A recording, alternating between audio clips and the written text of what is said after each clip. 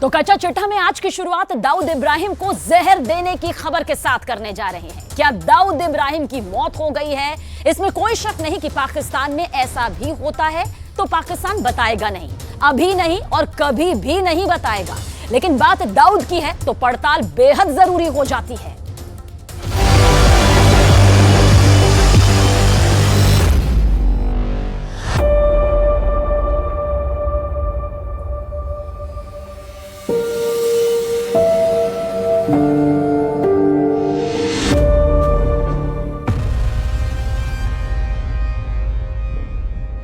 Hello hello, छोटा शकील बोल रहे हैं? हाँ बोल रहा हूँ। छोटा शकील, ये खबर चल रही है कि दाऊद इब्राहिम को जहर दे दिया गया है और उनकी मौत हो गई है। फिर एक खबर ये आ रही है कि उनको फूड पॉइजनिंग हो गई है, वो अपने घर में भर्ती हैं। टोटल फेक न्यूज़ है भैया ये। और ये हर साल कोई ना कोई कहानी करते रहते हैं, डिपार्टमेंट वाले हो या कोई भी हो, या आपका सोशल मीडिया हो। तो ये आप लोगों को भी समझना चाहिए कि फेक न्यूज़ है सब। Fake fake fake.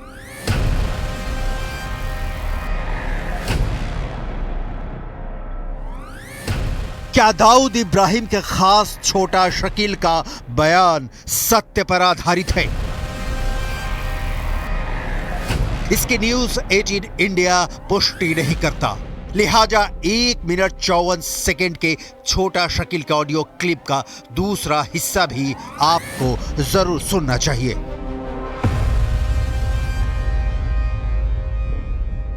Dawood Ibrahim का बर्थडे आ रहा है, क्या बड़ा सेलिब्रेशन हो रहा है? उसमें ये बता रहे थे कि बहुत सारे मेहमान आने वाले थे, उसके पहले उनको जहर दे दिया गया, इस तरह की खबरें।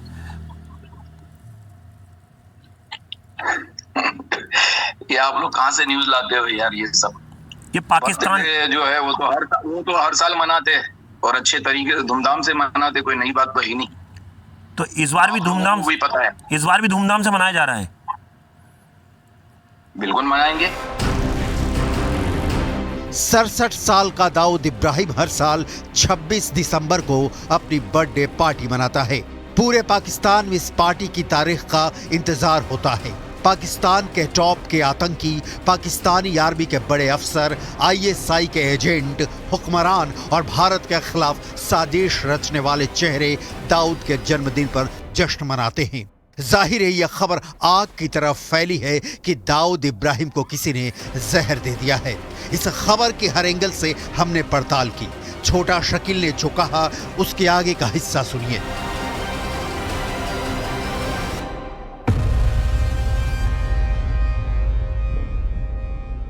ये छोटा शकील पाकिस्तान से ट्विटर पे वायरल हुई है न्यूज़ कल रात से। ये आप लोग इंक्वायरी करें कहां से हुई है, मुझे बताएं, ठीक है? तो अंडरवर्ल्ड इस पे इंक्वायरी कर रहा है, पाकिस्तान के लोग इसको ट्वीट कर रहे हैं लगातार कि दाऊद इब्राहिम की डेथ हो गई है। अब हर चीज तो हम नहीं बता सकते ना कि हम क्या कर रहे हैं।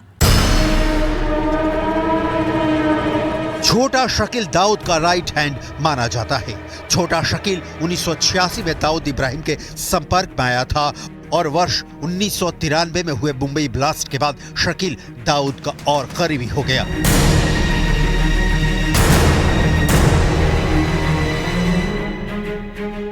तो दाऊद एकदम फिट है? बिल्कुल बिल्कुल, शुक्र अल्हम्दुलिल्लाह, फिट है। तो बड़ा बड़ा बड़ा जलसा हो रहा है क्या बर्थडे पे? इतनी बार पूछोगे यार? एक बार कह दिया ना मैंने, हर साल मनाते हैं, कोई नई बात तो है नहीं। क्या ये आपको लग रहा है आपके विरोधी खेमे के लोगों ने, ये जो आपके राइवल दुश्मन है, उन्होंने ये खबर प्लांट करी होगी इस तरह की दाऊद की मौत की? वो सब खत्म हो गए यार, जितने दुश्मन थे। ठीक है, चलो ओके, अल्लाह हाफिज। तो दाऊद इब्राहिम इस वक्त कहां है? कहां छुप कर बैठा है मुंबई को जलाने की साजिश रचने वाला दाऊद इब्राहिम? क्या ट्रेंड हो रही इस खबर में कोई सच्चाई नहीं है कि दाऊद इब्राहिम को किसी ने जहर नहीं दिया है? दाऊद इब्राहिम फिट है। सवाल है क्या कराची में अस्पताल के बिस्तर पर नहीं तड़प रहा है मुंबई ब्लास्ट का मास्टरमाइंड, हिंदुस्तान का मोस्ट वांटेड आतंकवादी दाऊद इब्राहिम। क्या दाऊद को वाकई किसी ने जहर दे दिया है या यह खबर पूरी तरह से भ्रामक है? दाऊद की मौत की खबर पूरी दुनिया में ट्रेंड कर रही है। इस वक्त सोशल मीडिया पर दाऊद की मौत को लेकर तमाम तरह की खबरें आ रही हैं। हमने इंटरनेट खंगाला, रिसर्च किया, सूत्रों से पूछा, दाऊद को जानने वालों से संपर्क किया, समझने की कोशिश की, क्योंकि दाऊद को जहर दिए जाने की खबर पर पाकिस्तानी मीडिया की चुप्पी गुमराह करने वाली है। खामोशी छाई हुई है पाकिस्तानी मीडिया में दाऊद को जहर दिए जाने की खबर पर। क्यों खामोश है पाकिस्तानी मीडिया, इसकी डिटेल आगे दिखाएंगे, क्योंकि पाकिस्तान में इस वक्त कोहराम सिर्फ दाऊद के जहर दिए जाने पर नहीं मचा है, बल्कि एक और आतंकी की मौत पर भी मचा है। कई आतंकवादियों की तरह पाकिस्तान का एक और आतंकी मारा गया है। नाम है हबीबुल्लाह उर्फ खान बाबा। इस खान बाबा की मौत की डिटेल आगे दिखाएंगे। आपको दिखाएंगे कि कैसे पाकिस्तान में एक के बाद एक खूंखार आतंकी मारे जा रहे हैं। जो आतंकी मारे जा रहे हैं वो भारत के खिलाफ साजिश रचने में शामिल रहे हैं। लिहाजा दाऊद इब्राहिम की तबीयत को लेकर चल रही अटकलों का सच जानना बहुत जरूरी है। क्या दाऊद इब्राहिम को जहर दिया गया? इससे पहले भी खबर आई और फिर हवा हो गई। रिसर्च की डिटेल देखने से पहले दाऊद की मौत को लेकर इस वक्त जो सबसे प्रामाणिक रिपोर्ट आ रही है वो जरूर देखनी चाहिए। ना ही पाकिस्तान सरकार ने, ना ही पाकिस्तान की आर्मी ने और ना ही दाऊद के किसी रिश्तेदार ने दाऊद को जहर देने की खबर की पुष्टि की है। लेकिन सोशल मीडिया पर खबर जरूर छाई हुई है। लेकिन दाऊद के राइट हैंड कहे जाने वाले छोटा शकील ने न्यूज 18 इंडिया को बताया कि दाऊद एकदम फिट है और वो अपने जन्मदिन का जश्न मनाने की तैयारी कर रहा है। छोटा शकील ने दाऊद इब्राहिम की मौत की खबर को सरासर गलत बताया है। तो फिर सच क्या है? क्योंकि दाऊद की तबीयत की खबर कहीं और से नहीं, पाकिस्तान से ही वायरल हुई है। वही पाकिस्तान जो हिंदुस्तान के दुश्मन दाऊद इब्राहिम को शरण देने में फर्क महसूस करता है। दाऊद देश की आर्थिक राजधानी मुंबई में 1993 में हुए आतंकी हमले का मुख्य आरोपी है। इस हमले में 257 लोगों की जान गई थी, जबकि 700 से ज्यादा लोग घायल हुए थे। पाकिस्तान की खुफिया एजेंसी ISI के लिए काम करता है दाऊद इब्राहिम। दाऊद इब्राहिम को ग्लोबल आतंकी घोषित किया गया है। दाऊद को जहर भी वही दिए जाने को लेकर 24 घंटे से भ्रम की स्थिति बनी हुई है।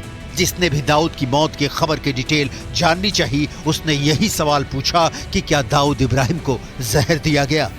लिहाजा दाऊद इब्राहिम को जहर देने का पूरा सच जानना बहुत जरूरी है। इंटरनेट पर दाऊद इब्राहिम की मौत होने की कई सारी थ्योरी चल रही है। सबसे ताजा है दाऊद इब्राहिम को किसी ने जहर दे दिया वाली। इससे पहले भी दाऊद की मौत को लेकर खबर आई कि वो अस्वस्थ है।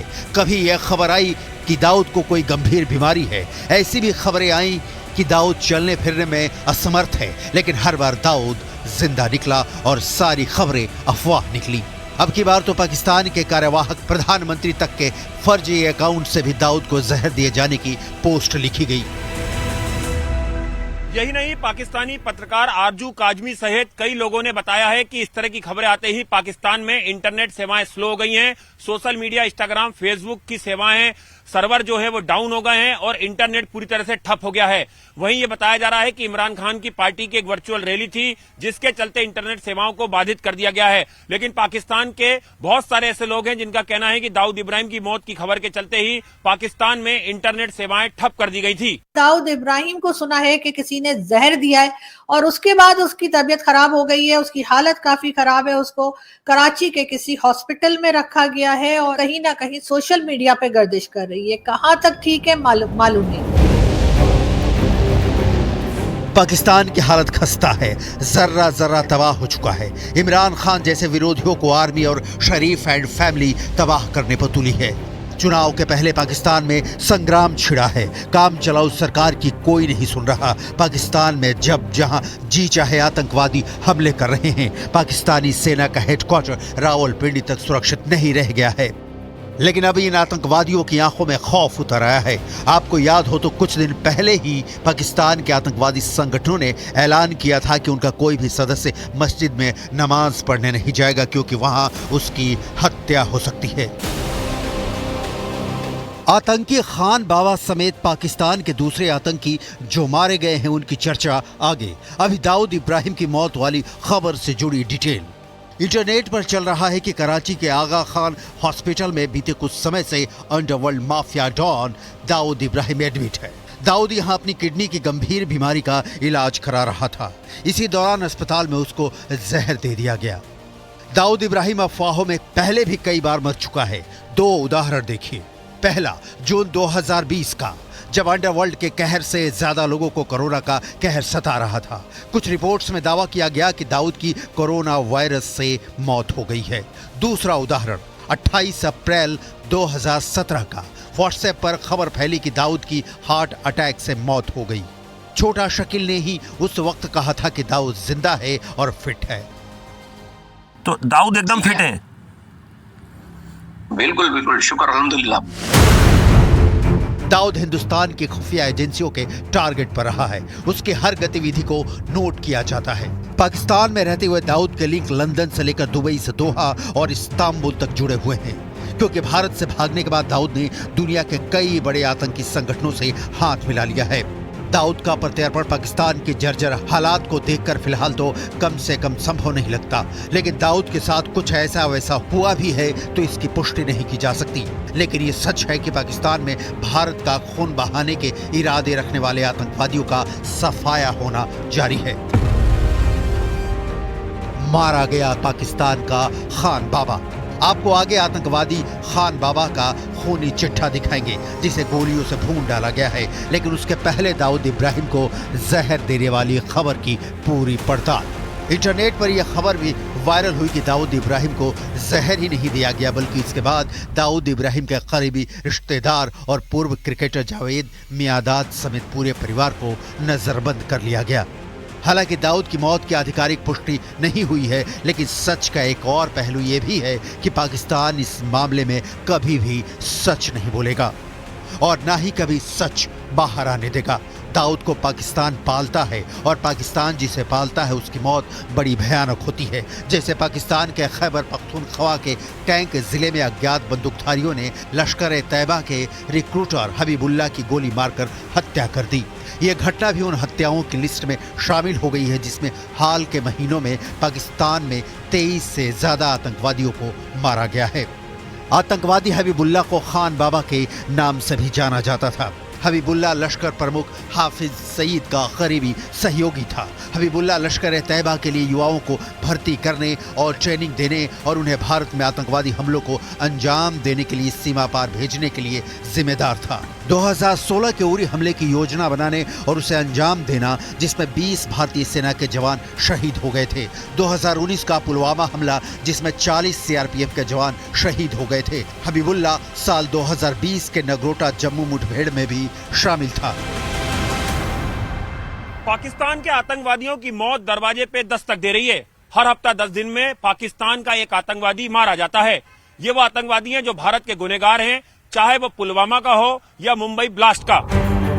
पाकिस्तान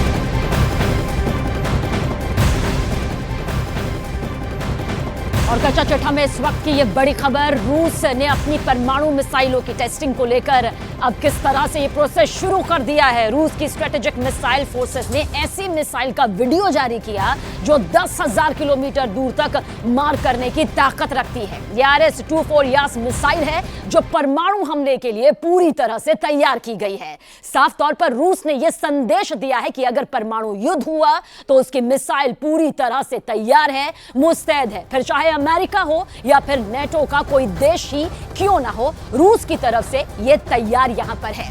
अमेरिका के लिए घबराने की जो बड़ी वजह यह भी है कि राष्ट्रपति जो बाइडेन की सुरक्षा और कड़ी करना अब बेहद जरूरी हो गया है। अमेरिका में बाइडेन की सुरक्षा में बड़ी सेंध की रिपोर्ट सामने आई और यह सब कुछ कैमरे में रिकॉर्ड भी हुआ। एक कार जो बाइडेन के काफिले के बेहद करीब पहुंच गई और जब उसकी टक्कर हुई तो बाइडेन वहां से महज 40 मीटर ही दूर थे।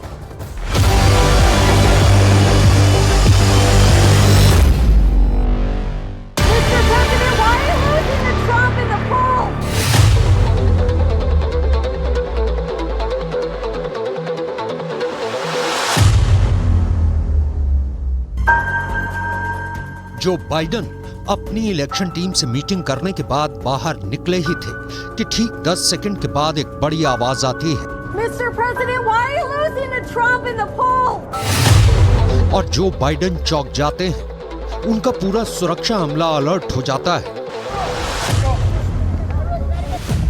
क्या ये हमला है? हुआ क्या है?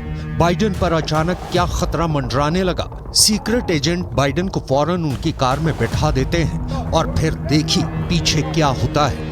ये जगह है डेलावेयर और यहाँ बाइडेन एक इलेक्शन मीटिंग में आए थे। हल्की हल्की बारिश हो रही थी। तभी बाइडेन बाहर निकलते हैं जहाँ बाइडेन की कार खड़ी होती है। वहीं से सिर्फ 40 मीटर की दूरी पर खड़ी एक एसयूवी से एक सेडान कार आकर टकराती है। सीक्रेट एजेंट कार को घेर लेते हैं। सब अपने हथियारों को निकाल लेते हैं और उंगली ट्रिगर पर पहुंच जाती है। इस सेडान कार में बैठा शख्स कौन है? क्या ये हमलावर है? सुरक्षा कर्मियों ने उसे चारों तरफ से घेर लिया और उस पर हथियार तान दिए। डर के मारे उसने फौरन हाथ ऊपर उठा लिए।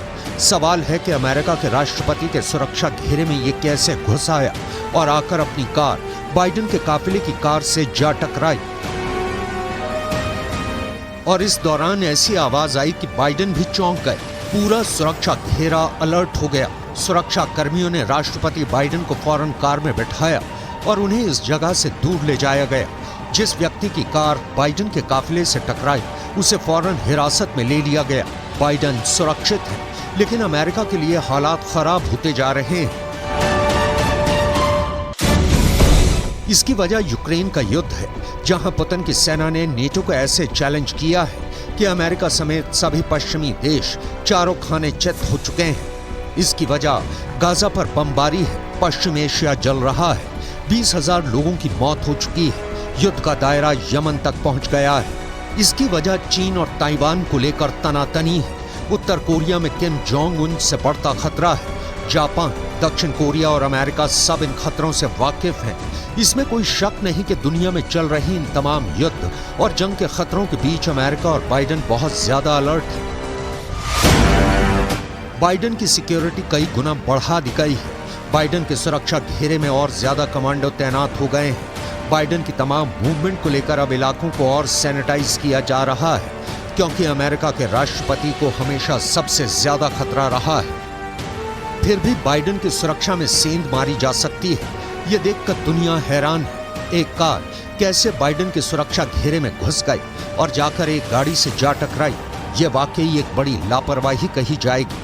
हालांकि जिस कार में बाइडेन सवार होते हैं उसके मुकाबले की दुनिया में कोई दूसरी गाड़ी नहीं है। ये बात भी 100% पक्की है, क्योंकि ये बलवान है, ये शक्तिमान है, ये बाहुबली है, ये बलशाली है, ये ताकतवर है, ये जोरावर है। इस कार की खूबियां ऐसी कि इसके आगे मजबूती और ताकत के सारे पर्यायवाची शब्द कम पड़ जाते हैं, क्योंकि ये है दुनिया की सबसे शक्तिशाली शख्सियत की सबसे बलशाली कार।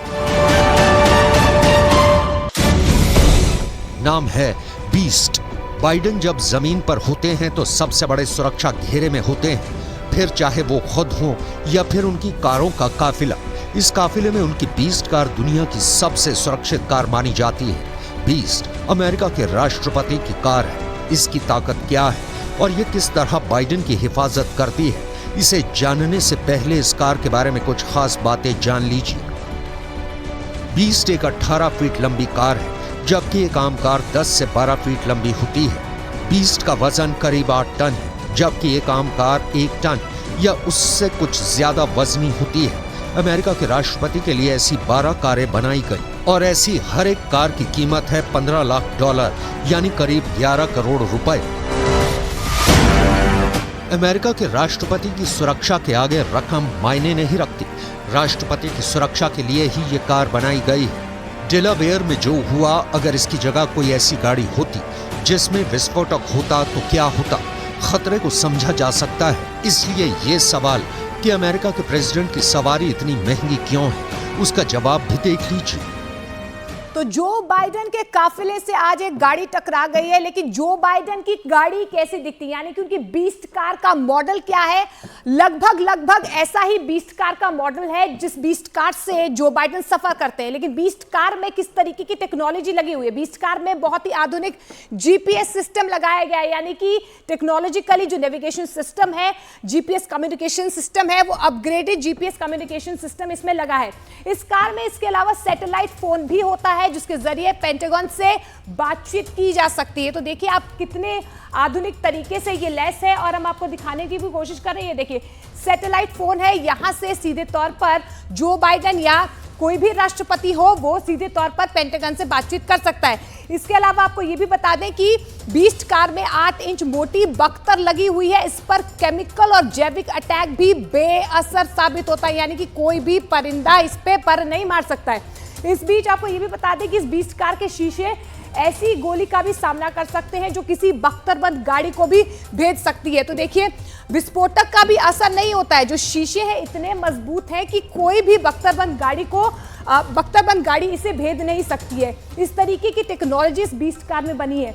बीस्ट में किसी टैंक की तरह बख्तर लगा हुआ है जो बड़े विस्फोटक को भी झेल सकता है। तो देखिए कोई भी बड़ा विस्फोटक हो, ये गाड़ी इतनी मजबूत है कि किसी भी विस्फोटक को ये झेल सकता है, यानी कि विस्फोटक प्रूफ ये गाड़ी है, और यही वजह है कि इसे बीस्ट कहा जाता है। बीस्ट कार के ड्राइवर को सीक्रेट सर्विस ट्रेनिंग देती है ताकि वो किसी भी इमरजेंसी वाले हालात में राष्ट्रपति को सुरक्षित निकाल सके। ऐसा ही डेलावेयर में भी हुआ। बाइडेन को फौरन वहां से निकाल दिया गया। बाइडेन की कार के आसपास सीक्रेट एजेंट की गाड़ियां चलती रहती हैं जो इसे पूरी सुरक्षा देती हैं। ये राष्ट्रपति की गाड़ी की ढाल की तरह होती हैं। अब आपको बताते हैं कि जब बीस्ट कार निकलती है तो इसके साथ काफिले में कौन कौन सी गाड़ियां होती हैं। सबसे आगे स्वीपर्स होते हैं, यानी 9 मोटरसाइकिल पर सवार पुलिसकर्मी जो एक तरह से पेट्रोलिंग पार्टी होती है। इसके पीछे होती है रूट कार, जो रास्ते की जानकारी पीछे कंट्रोल रूम वाली कार को देती रहती है।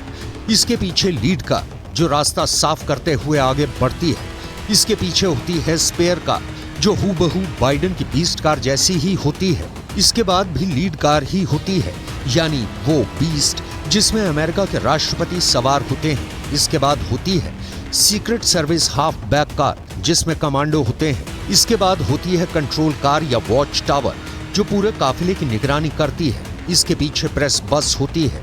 प्रेस बस के पीछे हजमत यूनिट होती है जो न्यूक्लियर हमला या जैविक हमला या फिर केमिकल हमले से बचाती है।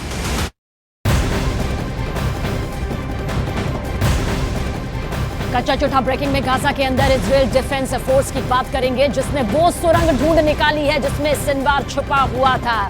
याया सिनवार के भाई मोहम्मद सिनवार ने ये सुरंग बनाई थी और इस सुरंग की लंबाई कुल 4 किलोमीटर है और ये सुरंग इतनी चौड़ी है कि इसमें कार भी जा सकती है। सोचिए आखिर किस तरह की ये पूरी सुरंग यहाँ पर है। याया सिनवार के भाई मोहम्मद सिनवार का एक वीडियो भी इजराइल ने रिलीज किया जिसमें सिनवार सुरंग के अंदर कार से सफर करता हुआ नजर आ रहा है। इजराइल ने हमास की सुरंग पर कब्जा तक कर लिया है।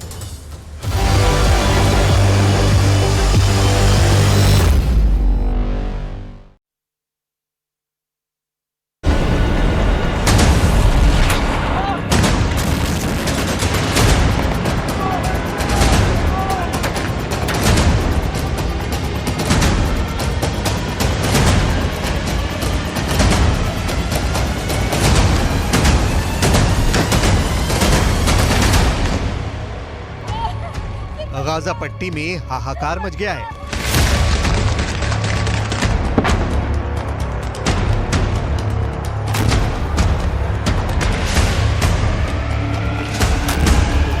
फिलिस्तीन के तमाम अखबार अब ये खबरें छाप रहे हैं कि इजराइल के सैनिक गाजा पट्टी के घरों में घुसकर लोगों पर हमला कर रहे हैं। क्या फिलिस्तीन के अखबारों का ये दावा सही है? इसकी पूरी पड़ताल आगे करेंगे।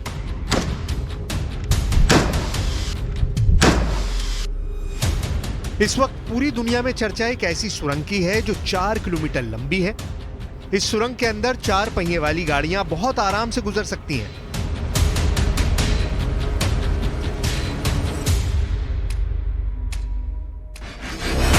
एक वीडियो भी सामने आया है जिसमें कार से अंदर जाते हुए हमास का नंबर 2 आतंकवादी नजर आ रहा है। इजराइल ने अब इस 4 किलोमीटर लंबी सुरंग पर कब्जा कर लिया है।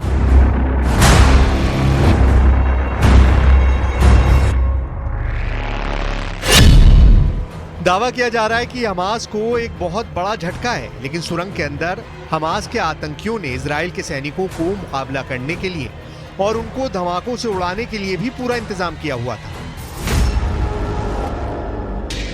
आखिर कैसा है हमास का ये खतरनाक सुरंग लूप, आपको आगे दिखाने वाले हैं। अमेरिका के रक्षा मंत्री लॉयड ऑस्टिन भी युद्ध के बीच में इजराइल पहुंच चुके हैं। अमेरिका और इजराइल अब इस पूरी जंग में क्या नया बदलाव करने वाले हैं, ये भी हम आपको आगे बताएंगे। लेकिन सबसे पहले आपको दिखाएंगे वो खतरनाक सुरंग जिसके अंदर जाने की हिम्मत करना भी आसान बात नहीं है, क्योंकि सुरंग के अंदर हमास का आतंकी याहिया सिनवार भी रह चुका था।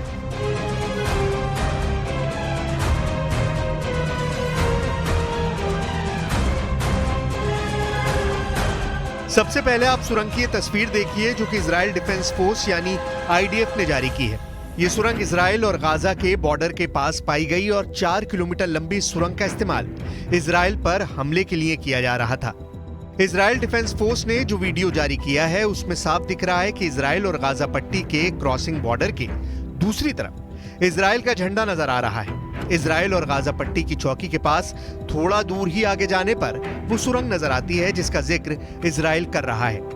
इजराइल डिफेंस फोर्स के मुख्य प्रवक्ता डैनियल हगारी ने खुद इस सुरंग शाफ्ट यानी सुरंग के प्रवेश द्वार तक पहुंचे और उन्होंने लोगों को ये बताया कि सुरंग किस तरह से आतंकवादियों द्वारा इस्तेमाल की गई थी। This is the Sinwar project tunnel that was meant to do a terror attack on the Erez crossing. The Erez crossing that symbols hope, and this tunnel that symbols horror, terror, conflict. Israel defence force लगातार Gaza पट्टी के अंदर तलाशी अभियान चला रही है और इसी तलाशी अभियान में उसे किसी 4 किलोमीटर लंबी सुरंग का एक पुराना वीडियो भी मिला है। इस पुराने वीडियो में दिखाया जा रहा है कि किस तरह से हमास के आतंकवादी बड़ी बड़ी सुरंगों का निर्माण कर रहे हैं। दरअसल इन सुरंगों को भी हमास के आतंकवादियों ने बड़ी बड़ी मशीनों से बनाया था।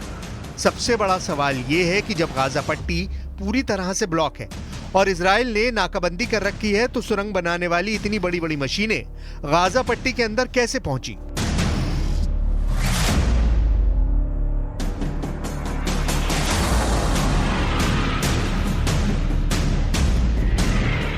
इजराइल ने इसी सुरंग का एक और वीडियो भी जारी किया है। ये वीडियो भी हमास ने ही रिकॉर्ड करवाया था। वीडियो में दिखाया जा रहा है कि हमास के नंबर 2 आतंकवादी याहिया सिनवार का भाई मोहम्मद सिनवार टनल के अंदर ही कार से सफर कर रहा है। यानी ये सुरंगें इतनी बड़ी बनाई गई थी कि इसमें कोई कार भी आसानी से गुजर सकती है। ये तस्वीरें भी उसी सुरंग की हैं जो हमास ने ही रिकॉर्ड की थी। इन तस्वीरों में दिखाया गया है कि इजराइल को घुसने से रोकने के लिए सुरंग में बम बारूद भी फिट किए गए थे। सुरंग के अंदर इस तरह के तमाम दरवाजे मौजूद थे जिन्हें खोला और बंद किया जा रहा था। सुरंग के अंदर भी कई गहरे रास्ते हैं जो हैरान करते हैं।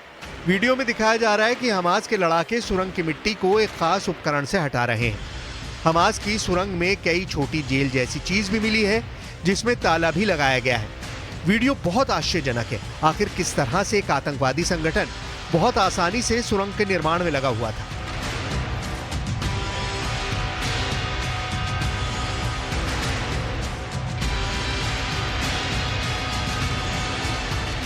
एक तरफ इजराइल की डिफेंस फोर्स ने हमास की सबसे लंबी सुरंग को छीनकर हमास को बड़ा झटका दिया है। दूसरी तरफ गाजा पट्टी के लोग आज दाने दाने के लिए दुनिया की मदद पर मोहताज हो रहे हैं। गाजा पट्टी में भूखमरी लगातार बढ़ रही है। लोग अपना पेट भरने के लिए पूरी तरह से विदेशी मदद पर निर्भर हो रहे हैं। ऐसे में करीब 2 दर्जन राहत ट्रक गाजा पट्टी के अंदर प्रवेश कर चुके थे, लेकिन जैसे ही ये ट्रक गाजा पट्टी में घुसे, गाजा पट्टी के लोगों ने इस ट्रक के पीछे लटक कर खाद्य सामग्री हासिल करने की कोशिश की, जिसकी वजह से खाद्य सामग्री सड़क पर बिखर गई और गाजा पट्टी में लूट मच गई। ये तस्वीर बताती है कि इस वक्त गाजा पट्टी की हालत कितनी खराब हो चुकी है और भूख इस वक्त एक महामारी का रूप ले चुकी है।